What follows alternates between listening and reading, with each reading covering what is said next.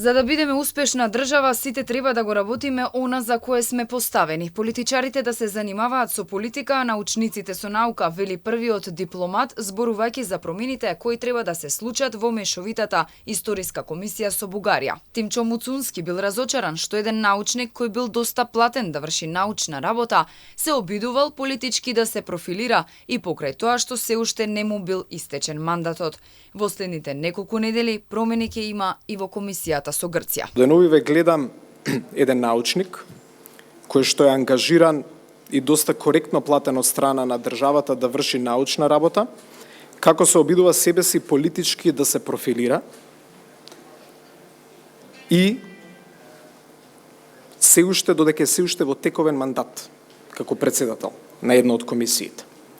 И со тоа се подкопуваат и надворешно политичките позиции на државата.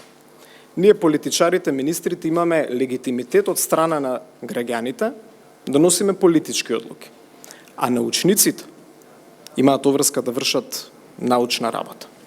Промените во експертската комисија со Бугарија премиерот Мицкоски ги најави минатиот месец, со образложение дека актуелниот состав не ги исполнил очекувањата, бидејќи не ги штител националните интереси. За конкретизирање на имињата на новите членови, Мицкоски рече дека ќе се консултира со Муцунски. Дека се потребни коренити промени во комисијата постојано предупредуваа експертите. Таму никако не смее да има политичко влијание.